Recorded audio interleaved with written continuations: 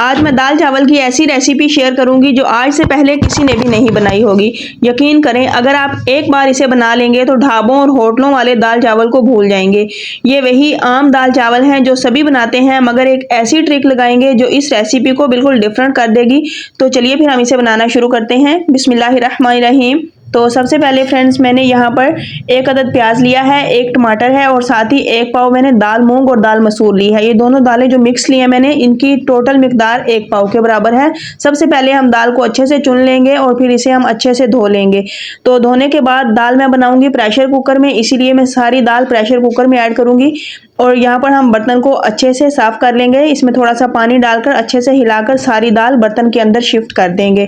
तो यहाँ पर अब हम इसमें पानी ऐड करते हैं। तो फ्रेंड्स, पानी की मिकदार आप अपनी चॉइस के अकॉर्डिंग डाल सकते हैं, जितनी मिकदार में आप दाल बनाना चाहते हैं। अगर आप पतला बनाना चाहते हैं दाल को तो फिर आप पानी ज़्यादा डाल लें। मैंने तकरीबन 1 लीटर इसमें पानी ऐड किया है। तो सबसे पहले टमाटर का जो ऊपर का पार्ट है, इसका हेड है, इसको हम रिमूव करेंगे और जस्ट 2 हिस्सों में टमाटर काट कर इसके अंदर डाल देंगे। क्योंकि इस तरह जब हम टमाटर ऐड करते हैं तो फिर जब दाल को अच्छे से बॉयल आ जाता है तो इसका छिलका रिमूव करना बहुत आसान हो जाता है। अब यहाँ पर ये जो मैंने प्याज लिया है, प्याज का भी छिलका उतारेंगे और इसे भी हम मोटा मोटा इसके अंदर काट कर डाल देंगे। चाहे तो आप इस तरह साबुत भी डाल सकते हैं, वरना फिर इसको रफली चॉप करने के बाद भी इसमें डाल सकते हैं। तो सबसे पहले प्याज का ये जो ऊपर का पार्ट है, ये लाजमी हटा दिया करें। इससे बाज़ दफ़ा बवासीर की बीमारी हो जाती है, तो इसीलिए प्याज का ये जो सख्त पार्ट बीच का होता है ना, इसको हटाना बहुत ज़रूरी होता है। तो फ्रेंड्स, आज हमारे ये दाल चावल ऐसे मज़ेदार तैयार होने वाले हैं कि जो एक बार खाएगा तो वो इंशाल्लाह बार बार मांगने पर मजबूर हो जाएगा। तो अब जैसे ही हमने इसमें प्याज काट के डाल दिया है तो ड्राई स्पाइसेस भी ऐड करते हैं, जिसमें 1 चम्मच मैंने इसमें नमक ऐड किया है। नमक की मिकदार थोड़ी सी ज़्यादा जाती है दाल में, इसीलिए मैंने 1 चम्मच भरकर ऐड किया है।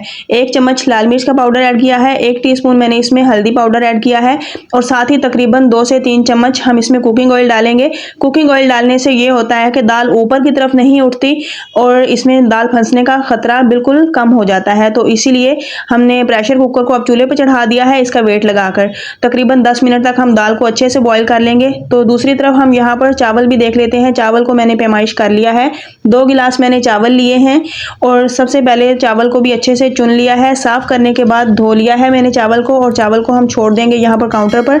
तो चलते हैं अब नेक्स्ट स्टेप की तरफ, जिसमें मैंने एक कढ़ाई ली है और इसमें तकरीबन आधा कप यहाँ पर हमने घी ऐड किया है। आप चाहें तो कुकिंग ऑयल भी डाल सकते हैं।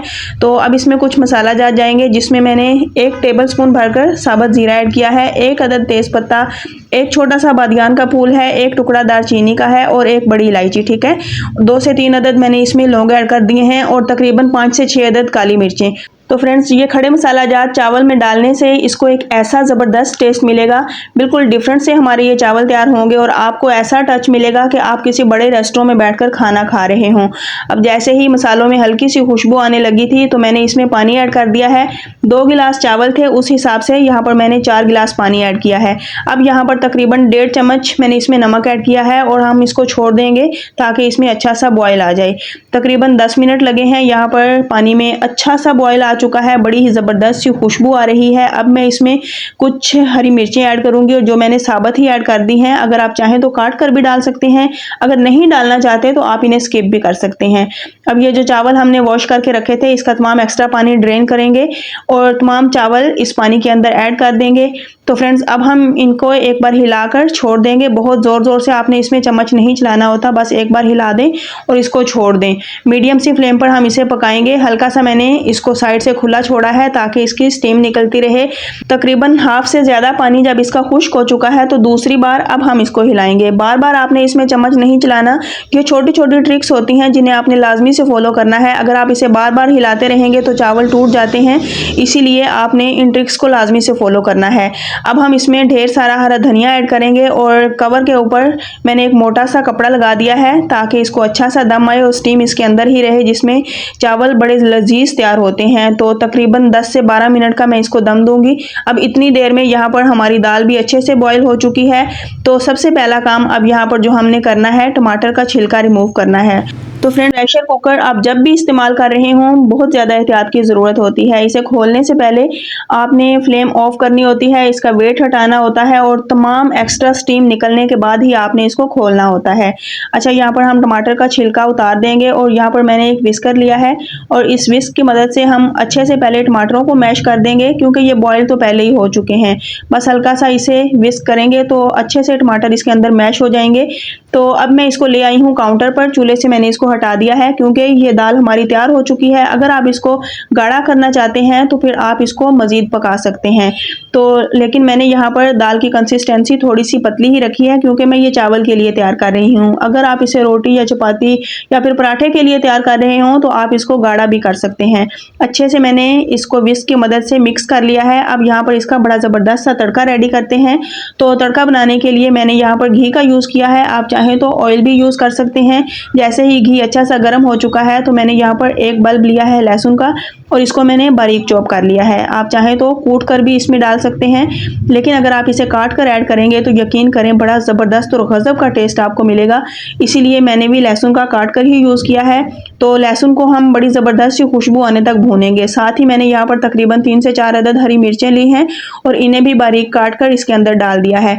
अब हरी मिर्चों का हमने पहले यूज़ बिल्कुल भी नहीं किया, इस स्टेज पर डालेंगे तो ऐसा ज़बरदस्त टेस्ट मिलेगा कि आप उंगलियां चाटते रह जाएंगे। दाल में एक अमेजिंग सा टच मिलेगा आपको, बड़ी ज़बरदस्त सी खुशबू मिलेगी। अब इसी स्टेज पर हम इसमें कसूरी मेथी भी ऐड करेंगे और ये एक ऐसा ज़बरदस्त टच देगा आपकी दाल को कि आप रेस्टोरेंट जाना भूल जाएंगे। तो 1 टेबलस्पून मैंने यहाँ पर इसमें खुश्क धनिया पाउडर भी ऐड किया है। बस यही मसाला जात हैं जो कि हमने इसमें डालने हैं। फ्लेम मैंने इसकी ऑफ कर दी है और एक बार हम इसको अच्छे से मिक्स कर लेंगे ताकि मसाला जात में अच्छी सी खुशबू आने लगे। तो बस जी हमारा यहाँ पर ज़बरदस्त सा तड़का रेडी हो चुका है। तो तड़का उठाएंगे और फ़ौरन से दाल के ऊपर डाल देंगे। तो अल्हम्दुलिल्लाह बड़ी ज़बरदस्त और मज़ेदार किस्म की हमारी ये तड़का दाल तैयार हो चुकी है।